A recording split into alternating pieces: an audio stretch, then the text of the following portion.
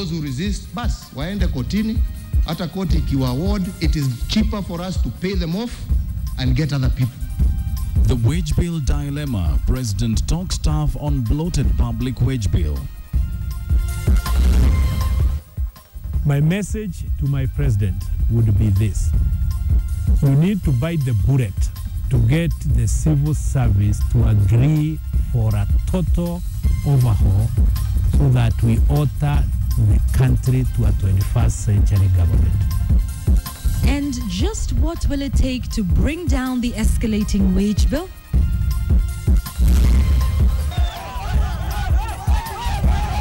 Kisii University students face the music after going on the rampage.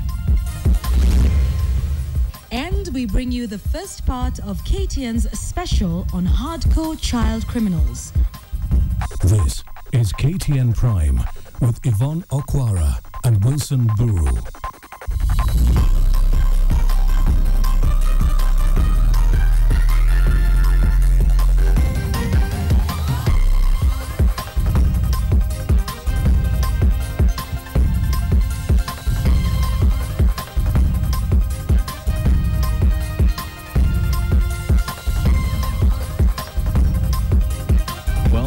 The 10th day of March 2014. A very good evening and welcome to the most comprehensive bulletin in this country. This is KTN Prime. We're glad you could join us tonight. And of course, like we said earlier on in our highlights, jailed juveniles premieres tonight. And that is a story and a feature, a set of series. Actually, it's a series of stories delving into the minds of child criminals. And that's been done by my colleague Wilson Buru. An interesting piece there. Maybe you could just tell us a little bit about what we can expect as it premieres tonight. Well, we talked to a few boys who tell us exactly how they got into a life of crime and how the rehabilitation process, the kind of rehabilitation process they are going through. So that's basically what we're going to start. That starts tonight and goes all the way to Friday. And these are hardcore criminals who are just absolutely. Teenagers. Yes. Interesting stories. Of course, we will have that later on tonight. And remember, it runs the entire week. But let's start off with our top stories tonight. Just days after announcing his decision to take a 20% pay cut, President Uhuru Kenyatta has ordered a similar pay cut for heads of state corporations. However, a chunk of the civil service is opposed to the idea of ceding salaries. Now we'll have that story as the bulletin continues. But right now,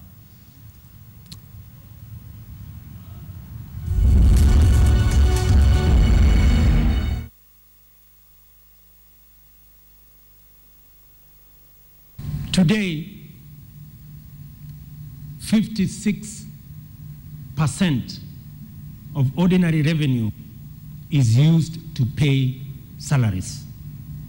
It is projected that as things go, or at the rate at which it is growing, it will go to 64% in another 2 years. As we are talking today, 74% of our budget goes to recurrent expenditure. Only 26% remains for development. Ladies and gentlemen, if we have to take this country to a middle-level income economy by the year in the next decade, we must up our game. We must discuss this agenda. Because failure to discuss this agenda means that tomorrow we may not have a country where our teachers have the opportunity to teach our children. So we must discuss this. And we must discuss it in an open, frank, and honest manner. Because all we are seeking is solutions. Because the truth is, and we will not hide from it, is that where we are, we cannot sustain. And tomorrow, my political opponent will stand up and say, huyu anaongea uongo. Ni sawa, hiyo ni haki yake, and it is his right and their right, because we are a democratic nation.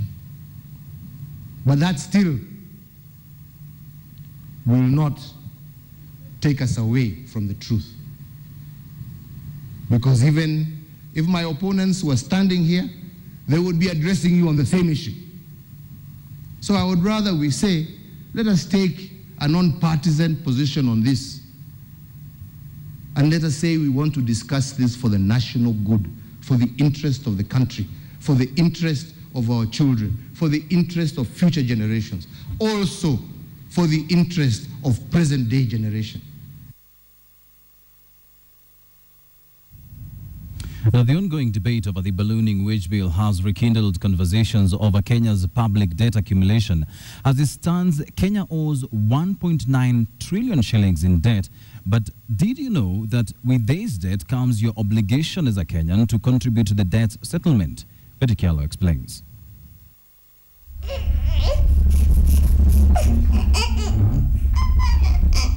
It's a great day for Grace Wanjiku and her husband Mwangi Gitao. In a few minutes, they will be leaving Pumwani Hospital with their bundle of joy tightly wrapped in their arms. Their newborn is just 2 days old and still nameless. The joy on their faces is undeniable, but at the back of their minds, a haunting reality hangs loose. Tampo haikuwa hivi, sasa imekuwa hard. Ukienda kwa duka unapata kitu bei iko juu. Maziwa, kila kitu iko juu, day by day. The newborn's father, who is a public service vehicle driver, tells us that life used to be bearable years ago. But now, a new day comes with new financial expectations. Unaajiriwa kama kutoka hapa mpaka Jubilee. Unaenda unapewa 300. Ukienda kwa duka, hata hiyo 300 kwa siku haitoshi. However, apart from the burdening cost of living, another reality of the ballooning wage bill and enormous debt levels poses an even grimmer reality for the little one, his parents, and all Kenyans. According to economic analysts, Kenya's debt level is at 1.9 trillion shillings. This means that every Kenyan, including this newborn, are born into debt and thereafter live in debt until death. With a 1.9 trillion shilling debt accumulation and a population of about 40 million, every Kenyan, including you and I, owe the government at least 48,000 shillings that is supposed to be payable every month. That the average Kenyan, the amount of money that's available to the average Kenyan, what we call the GDP, the total income that a person earns in a whole year is just about 78,000 shillings. So that means that for all the amount of money that is earned in a year, if government took out 48,000 shillings, you'd have to live on 30,000. According to experts, developing countries like Kenya would need loans from donors for development. However, misappropriation of funds has forced Kenyans to bear the burden of paying for monetary scandals like the Anglo leasing and Golden Bug that are part of the 1.9 trillion debt. So the problem is not really the debt. The problem is, what are we leaving in terms of a foundation for those who come after this generation to be able to pay? That's one. Two, what burden are you giving the person who's working today? And the person who's working today is paying quite a bit of money in terms of their taxes for that debt to be extinguished. With the government trying to devise ways of containing the huge wage bill and controlling debt levels, the burden of the two will continue to haunt many Kenyan pockets for years to come. Betty Kialo, KTN. And of course, the decision by the president to take a 20% pay cut has had a cascading effect. And he has today ordered a similar pay cut for heads of state corporations. However, there's a chunk of civil servants or a chunk of the civil service that is opposed to the idea of ceding their salaries. Ben Kitili attended the opening of the national debate hosted by the Salaries and Remunerations Commission on the sustainability of the public wage bill and now brings us this report. President Uhuru Kenyatta launched the national debate on the sustainability of the ballooning public wage bill Monday, an initiative by the Salaries and Remuneration Commission to reduce the public service wage bill. And as expected, the debate on salary cuts took center stage. First up, a warning by the president to heads of parastatals to follow his example and take a pay cut. That all parastatal chiefs will conform to what the executive has done. They will conform. and we expect that they will take an equivalent 20% pay cut as we have taken. On Friday last week, President Kenyatta and his deputy William Ruto announced that they would take a 20% pay cut, with their cabinet taking a 10% salary chop. Chair of the Salaries and Remuneration Commission, Sarah Serema, says clarified that it is a voluntary decision by capable Kenyans. All cabinet secretaries and principal secretaries for voluntarily, and I repeat again, voluntarily taking pay cuts. The head of state seemingly left the chiefs of state, corporations and chief executives with not much choice. And failure to do so, I assure you, there are many Kenyans willing and ready to take up those jobs at that lower rate. The executive urged all Kenyans to work together to slash the burgeoning wage bill, saying they will lead from the front. This is not the time to apportion blame that it was created by this sector or that government or the other. This is our country. History has given us the moment that we are here today, and it is in our best interest that we have this debate. President Kenyatta did single out various sectors in the public service, pointing a finger at teachers, urging them to help his administration in reducing the public wage bill. Very good.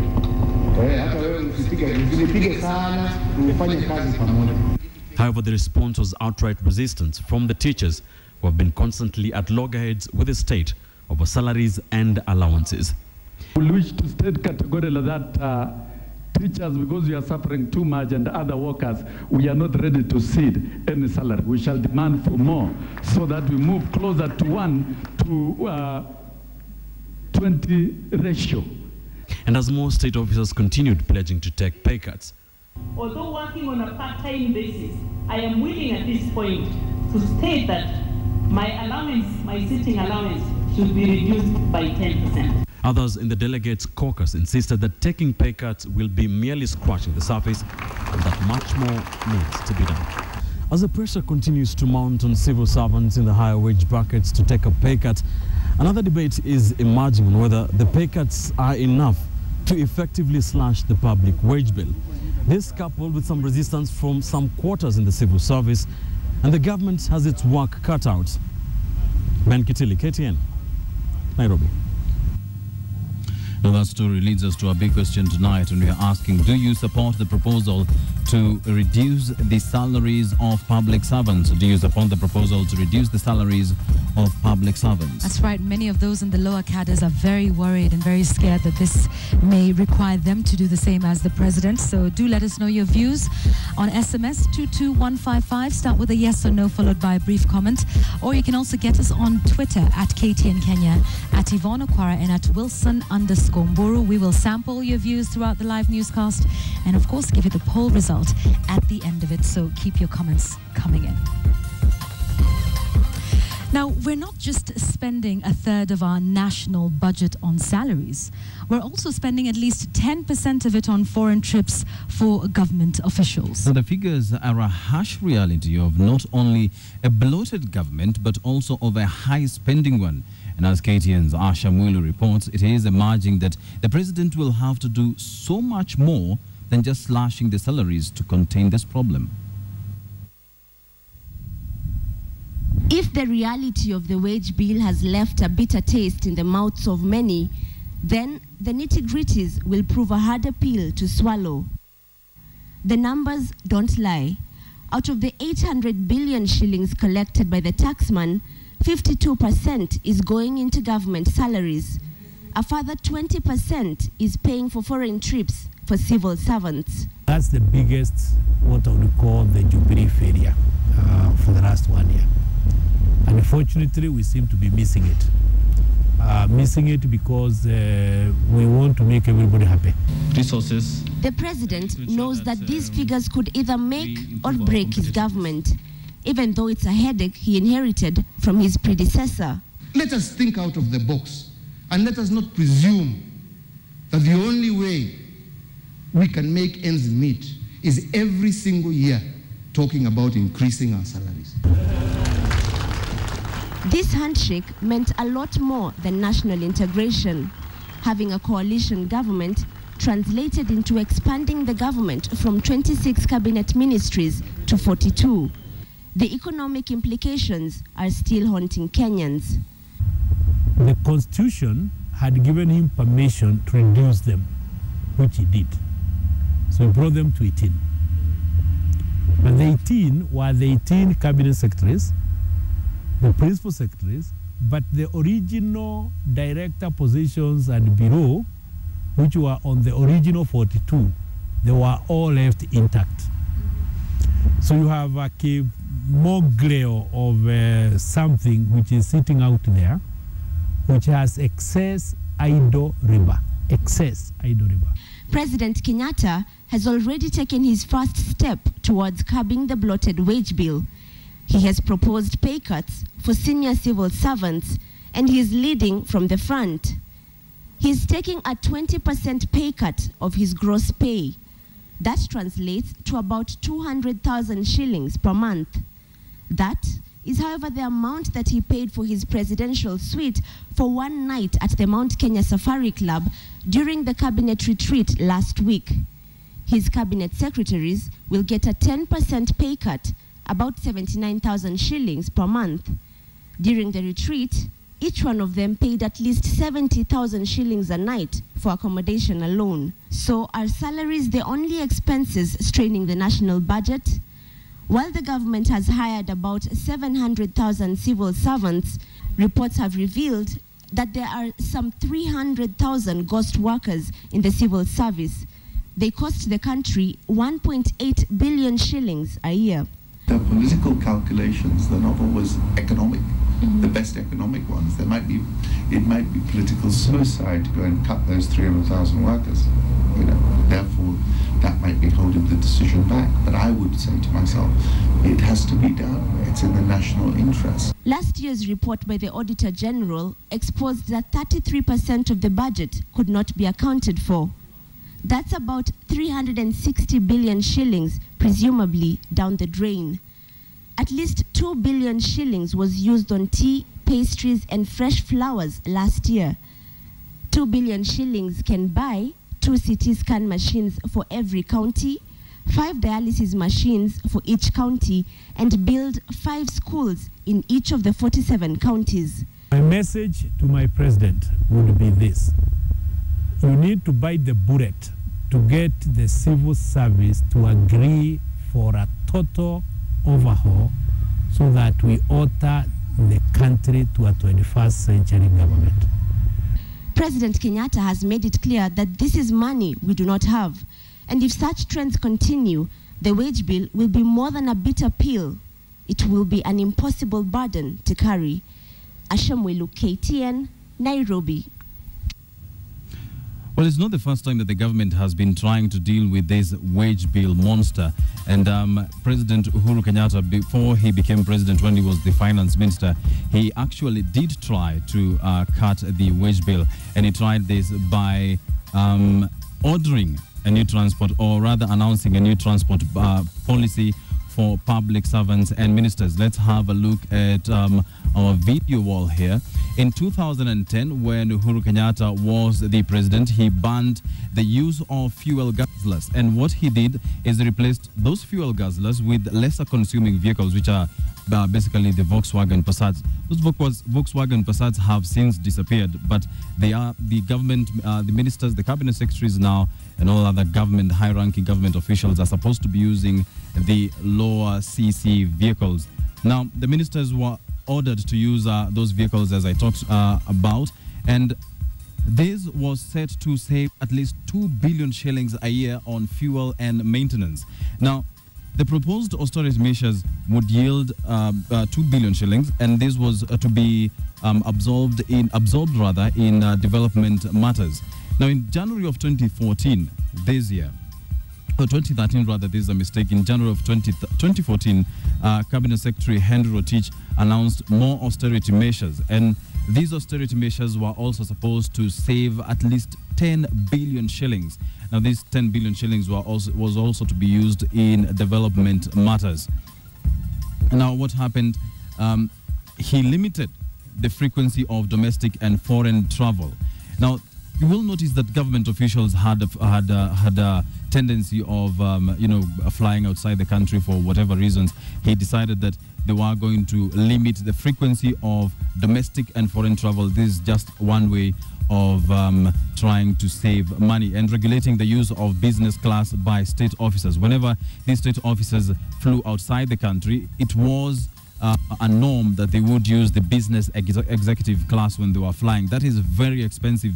If you think of 30 people traveling, outside the country on a business ticket, it was very expensive, and this is what the cabinet secretary was trying to do. Foreign travel was limited to just a few state officials. Again, the number of people who are traveling outside the country was supposed to be reduced.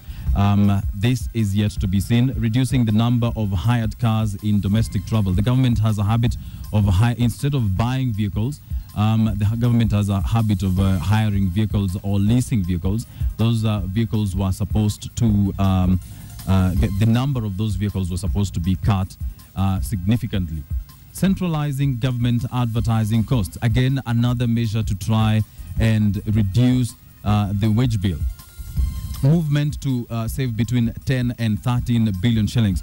Now, this amount is enough to fund the building of the 13-kilometer outer ring road in Nairobi, being financed by the African Development Bank.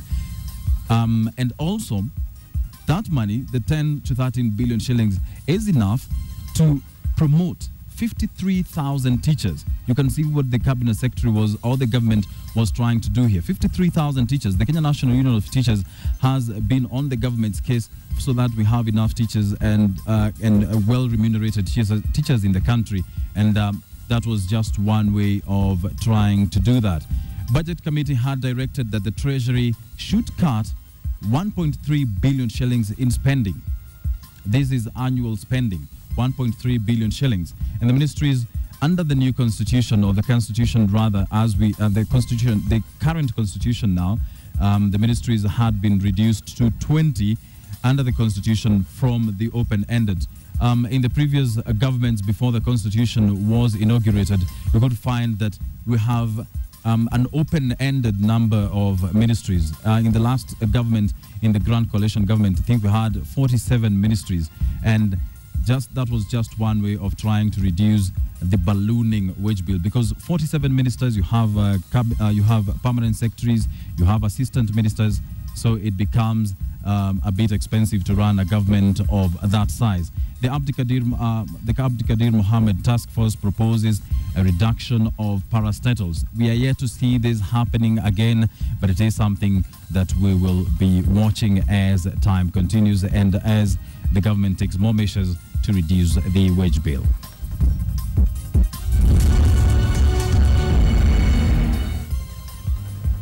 No doubt a conversation that will continue, and that indeed is our big question. So we look forward to hearing your views on that. Let's move away from that now. 150 students of Kisii University were arrested during a violent street protest. The students were opposing the increase in teaching practice fees, demanding a reduction. Students of Kisii University took to the streets demanding a reduction of what they termed as teaching practice fees by the university management. But the demonstrations turned chaotic. When there started destruction of property within the campus, this attracted the intervention of the police. So the police are running battles with the students. Several students and a police officer were injured in the incident as students engaged police in running battles inside the institution. 150 students were arrested and arraigned in court. They have been arraigned before court for taking part in a riot, and we are waiting to hear for their plea. The situation is still tense. Anti-riot police did not only deal with those on the streets, the officers raided the hostels where several other students were hiding and flushed them out.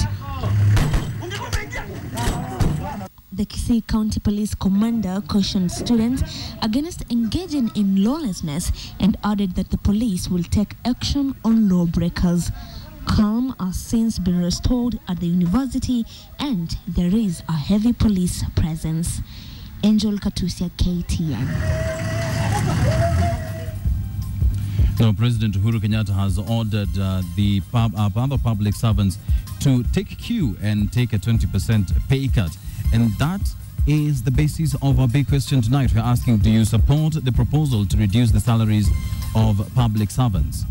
Send us your comments on Twitter at KTN Kenya, at Yvonne Okwara, at Wilson_Mburu, or also on SMS 22155. Please start with a yes or no. Wanda Namale on Twitter, you say, I have a problem with that proposal. How much will a police officer earning 10,000 remain with after the cut? Keep your comments coming in. We're looking forward to hearing from you. We take a short break now, but don't you go away. We have much more after the break. The first part of KTN's special on children and crime, jailed juveniles. You're watching KTN Prime.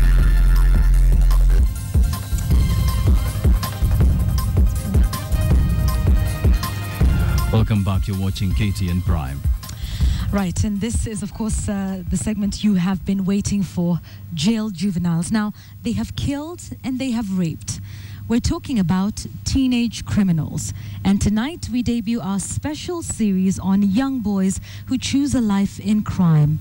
On Jailed Juveniles tonight, Wilson Mburu brings us the story of a 17-year-old boy who was convicted of robbery with violence.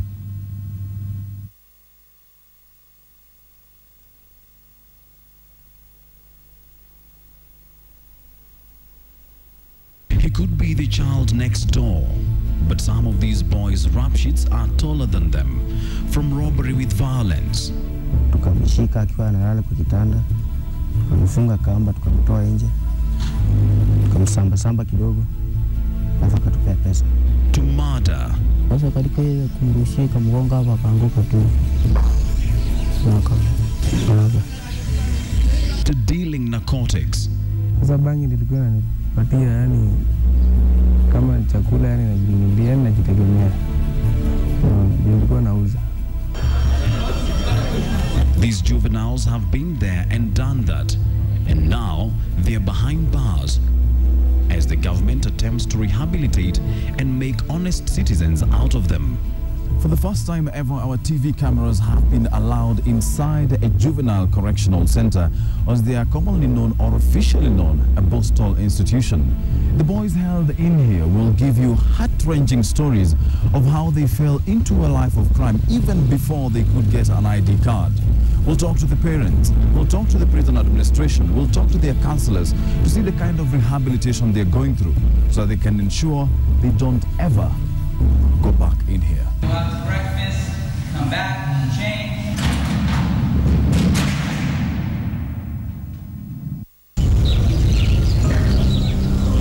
This is Shikusa Postal Institution. In here, boys aged between 15 and 17 years are held for a maximum 3 years for engaging in criminal activities. During this time, they get a chance to change their ways. Several training programs are offered, as well as psychological counseling before they are then released back into the society. One of the boys undergoing rehabilitation is Robert Wafula Shikuku, age 17. His crime, robbery with violence. Sentence, 3 years behind bars. At his tender age, Wafula has already spent 8 months at a maximum security prison. His entrance into crime started as just another case of teenage truancy. Marafiki wenye nilikuwa nao kaanza kunifunza vitu kidogo kidogo, kuiba, kaanza kuiba kidogo kidogo, kapanda. But then it degenerated into petty crime as he became more and more comfortable with it. Nilikuwa tu kazi ya wizi tu, kuiba vitu ndogo ndogo, mpaka nikafika mahali nikapata sasa kengi kubwa. Unapata? Kengi kubwa, yani ile ya wizi ya kuiba na wale watu wakubwa. Gang. Wenyewe sasa. It was inevitable that the law would eventually catch up with him, and it did. His first arrest came when he was just 15 years old. He was charged with breaking and stealing, but the case was shortly dismissed.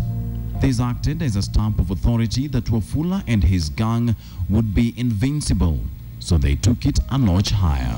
The first step was to choose a prime target, and they zeroed in on a local businessman. Niliona huyu kijana ako na pesa. Na ni mtu mgumu, hataki kusikia mambo yetu kwa area. Yaani anajifanya yeye ni majua sana. Sasa nilipoona hivyo, kaongea na vijana wale tunafanyanga nao kazi ya uhalifu.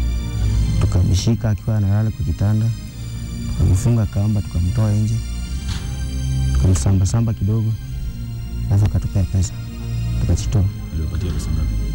Ilikuwa 75,000. The victim's father, Ezekiel Walubengo, was a Fuller's relative. He was awoken in the middle of the night by some commotion in the cottage he had built for his son. They told him, kichwa chini.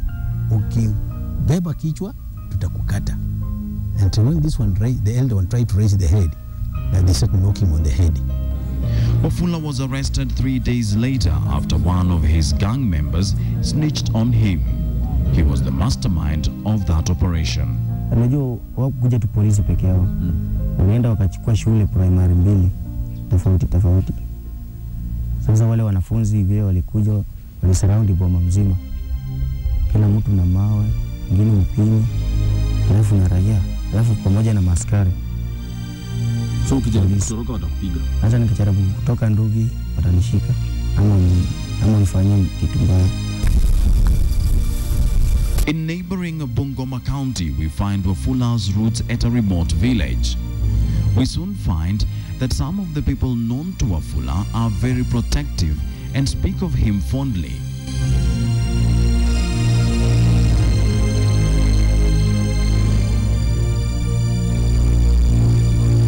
Ananisaidianga kazi, anajua kazi, hata kutengeneza majiko, ya kutengeneza nini jembe hako. It gets increasingly difficult to have her admit that Wafula is a criminal.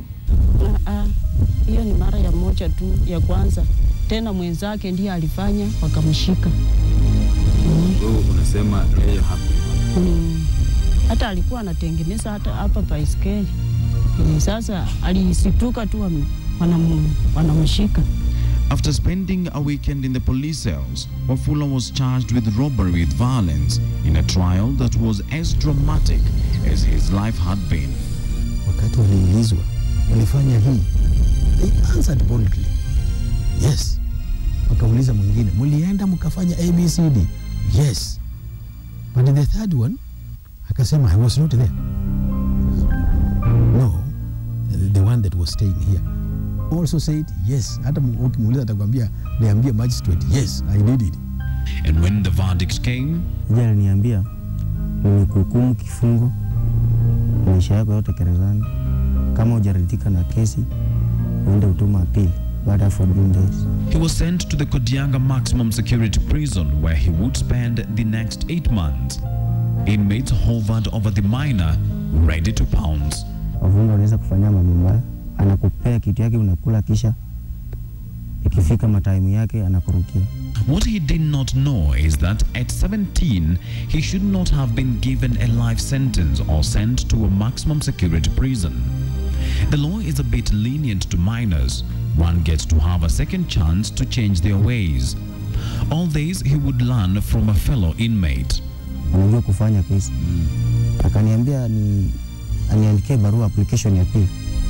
Utume kotini, baada ya 4 days alafu niitwe. To his relief, his appeal was successful and consequently, his sentence was reduced from life imprisonment to 3 years in a Boston institution. His friends, however, were not as lucky. Hata ule mwenzangu mwenye alifungwa naye alifungwa condemn. Alifungwa condemn. Alihukumiwa kifungo ya kunyongwa. For the whole 8 months he spent at Kodiaga, none of his parents knew where he was, and neither did they know that he was serving a life sentence. After all, he wasn't living at home as he had run away.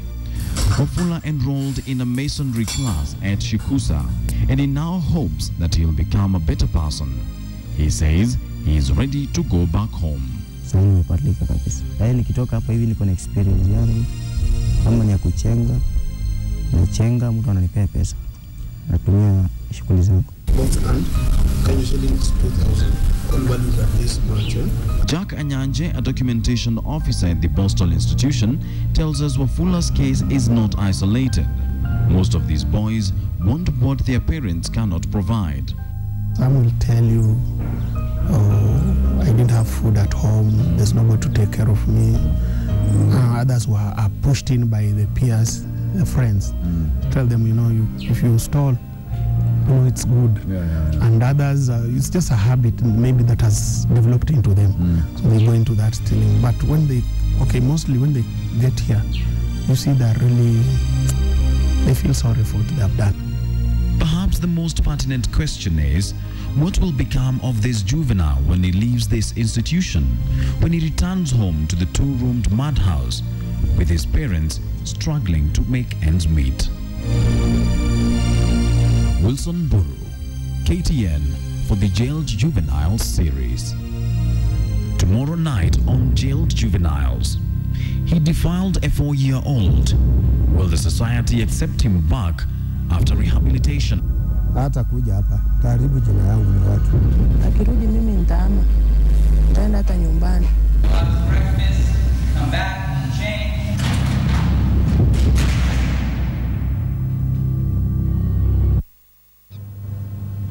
Some moving stories there. Wilson, that's an absolutely heart-rending story, especially what's coming up tomorrow.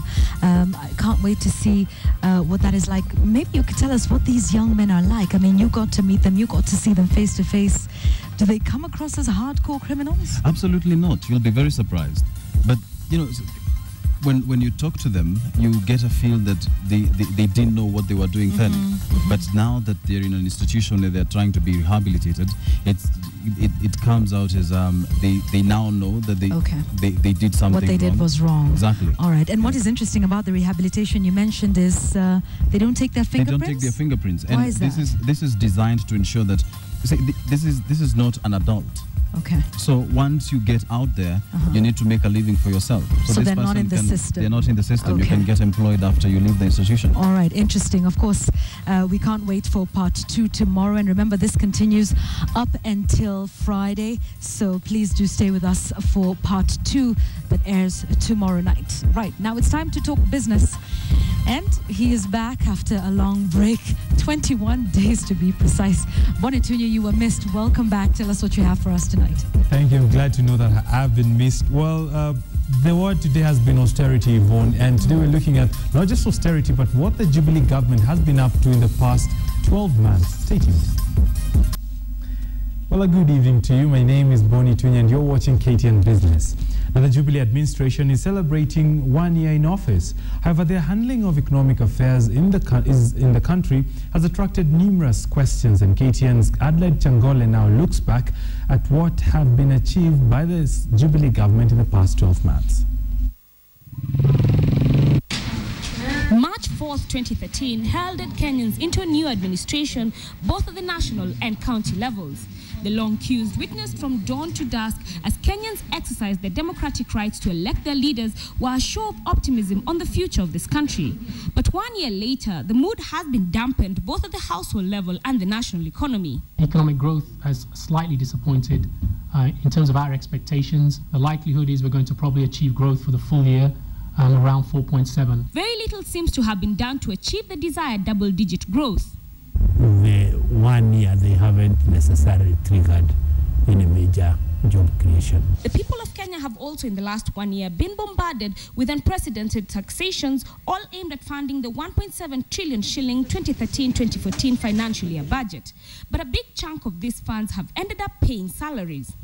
Over 50% of the total KRA corrections are paying wages.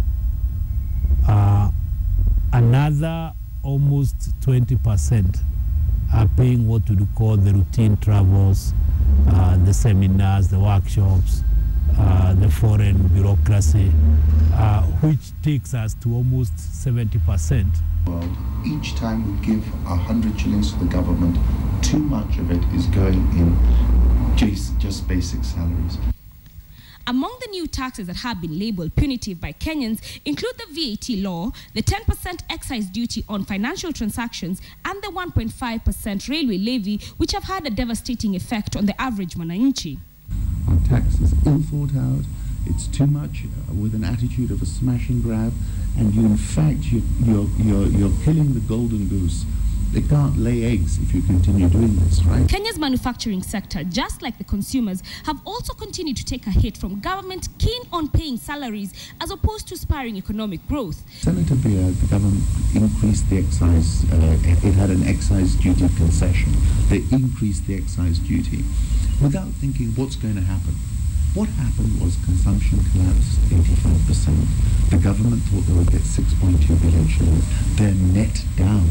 They haven't got 6.2 billion, and loads of people have lost their jobs, so they're not even paying taxes. Whatever action you take that raises cost of doing business, then will mean that it will shrink ability of people to participate in trade, and then you have a shrinking economy. Business report from World Bank, we actually went down, which, if you want to say poor, you have that external rating from an outsider, which is telling us we didn't do anything good.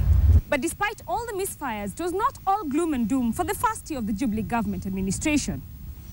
Some of the positives that have, however, come with the new administration include the 6 billion shilling Uwezo Fund for youth and women groups, as well as the reservation of 30% of all government tenders to women, youth, and people living with disabilities. Coupled with this have been attempts to revive agriculture by making available farm inputs and setting up of the 1 million acre Galana irrigation scheme. Raise farm incomes, you generally unleash a much bigger wave of growth. Adelaide Changole, KTN. And of course, those important questions coming on the back of a very important national debate we're having on austerity and wage bill and what needs to be cut. You can watch that particular story on our website, that is standardmedia.co.ke. Elsewhere, imports from the East African member states are now exempt from the 1.5% import levy they initially attracted. This follows a decision by the Kenya Revenue Authority to suspend the fee due to pressure from the Council of Member States. In his 2013-2014 financial year budget statement, Cabinet Secretary had proposed a 1.5% railway development levy to be charged on all imported goods into the country. The levy, the National Treasury at the point indicated, will be critical in helping Kenya develop a standard gauge railway line. However, Kenya was to later secure a loan from the Chinese government to help in the construction of the railway line. On its part, Treasury said the levy will help Kenya repay the loan borrowed from the Exim Bank of China.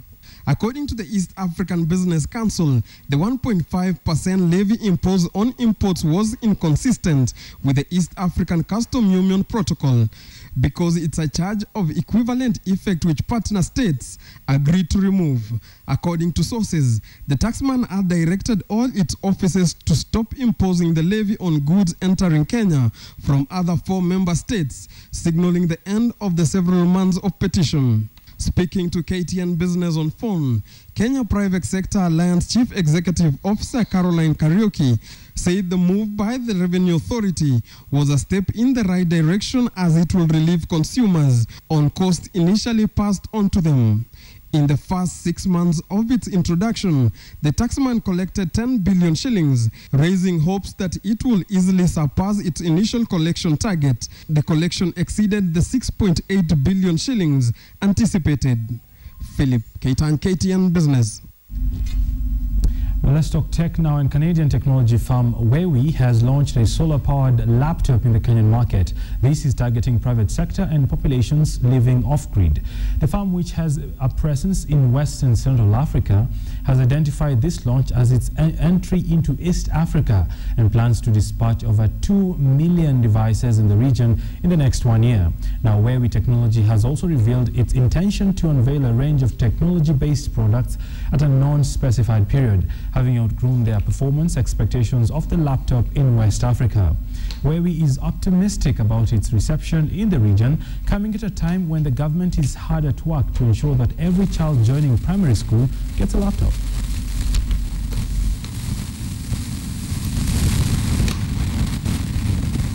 We started in Ghana to cover the western part of Africa, Kenya is our focal point for East Africa. So that is why we brought it. But basically, the machine was designed for Africa because we know that there are energy deficiencies in the continent. And a machine that actually doesn't need to be plugged in is timely. It is accessible to everyone. We are looking at keeping this very affordable so that many people can access this particular technology. So whether it's a market woman or a farmer or a healthcare provider in a rural area or a business person in Nairobi or a PhD student or a primary student, this laptop is for them. This is not just for the primary school kids, even a PhD person in Nairobi can use that solar-powered laptop. Let's take a look now at how the markets open on Monday with a look at the financial market report coming up next.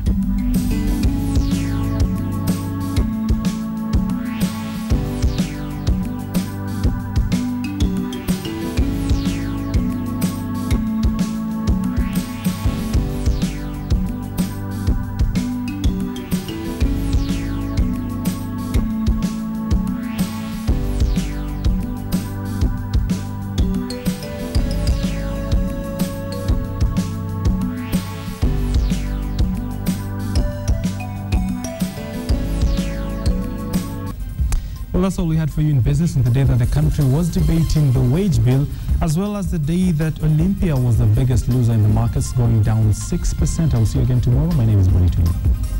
Thank you for that, Bonnie. We'll definitely catch up with you again tomorrow. Thank you very much for that. Now, let's recap our top story for you tonight. And just days after announcing his decision to take a 20% pay cut, President Uhuru Kenyatta has ordered a similar pay cut for heads of state corporations.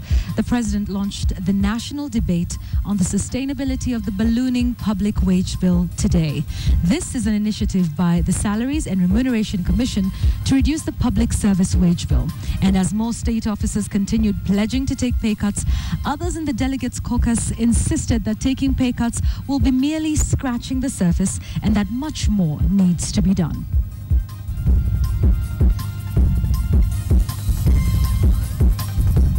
Right, and of course that is the basis of our big question tonight, and so we want to sample some of your views that you have been sending in tonight. Obviously, this is a hot topic and solutions being sought all over the place. Bosco Diambo says, how do you cut a salary that can't even pay your bills satisfactorily?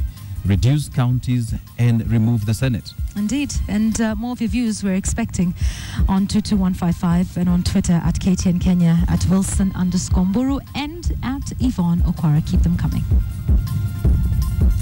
Well, it's now time for sports, and Nick Mudimba. It's also been a very long time since we saw Nick. Nick, good evening. How have you been? Good evening, Wilson, and I'm very sure. Did you go into hiding because Manchester United are losing? But you see, we're signing serious players. We're signing Tony Cruz, we're signing Luke Shaw, we're signing Lalana. So it's a good season for us. That's next season, that is. But for tonight, we're having a story where Gor Mahia were given a 5-star by Esperance in Tunisia. And of course, Safaricom is launching the Atlantic Series this year. Stay tuned to KTN Prime. Take it away. Fake libido-enhancing herbal drugs are nabbed. Taita Taveta athletes are up in arms of lack of training facilities and mismanagement. Taita Taveta is renowned for its terrain and conducive climatic conditions for track events. However, they have nothing to show for the sweat. Human-wildlife conflict has also been blamed for the poor show.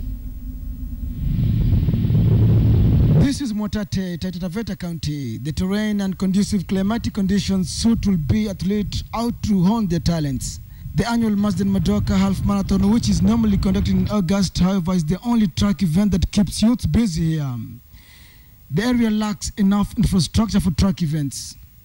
Kitu ambaye kinakuwa shida sana ni upande wa mazoezi. Nilikuwa nikipiga mazoezi ama nilikuwa nikifanya mazoezi wakati wa asubuhi na jioni, lakini sasa hivi nimepunguza zoezi hizo, nimeanza kuwa nikifanya tu mwendo wa asubuhi kwa sababu mwendo wa jioni natafuta daily bread. When we go to the area, we found a couple of athletes sorting it out. But even with this terrain and conducive environment, the region has nothing to show for their track prowess. And these athletes are now up in arms. Sasa matatizo ni kwamba unajitayarisha kwa mwaka mzima, kwa hizo mbio za Madoka Marathon ambazo zinafanywa kwa mwaka mmoja zinaisha. Sasa hiyo 10,000 ukipewa haitatosha chochote, hata kama ulikuwa namba 1 ukapewa 10,000 haitatosha chochote. Hata kiatu ambacho umefanyia nacho mazoezi kimeisha. Watu hawakukimbia wakashinda na ile dakika zilikuwa zatakana, lakini vile walitutumia wengine walilipwa na wengine hawakulipwa, na sisi tulishindwa, sijui nini kilikuwa kimeendelea. Reports indicate that corruption has hampered the growth of sports in this area, with leaders asking for kickbacks for any monetary awards won by participants. Hassan Juma, KTN Sports Today. Thank you, Hassan. Pele is counting on Neymar to lead Brazil to the World Cup victory and erase the painful memory of the last time the football country hosted the tournament. Considered by many to be the world's best player, Pele was only 9 years old when Brazil lost to Uruguay in the final match of the 1950 World Cup. Pele then led Brazil to the title 8 years later when he was 17, and again in 1962 and 1970 with Brazil hosting the tournament. This year, the pressure is on the 22-year-old Neymar, who scored a hat-trick last week in a friendly against South Africa. Restez avec nous. Merci les enfants, merci alors les Brazil champion. Le titre de l'athlète du siècle. Tous les poils de sa barbe.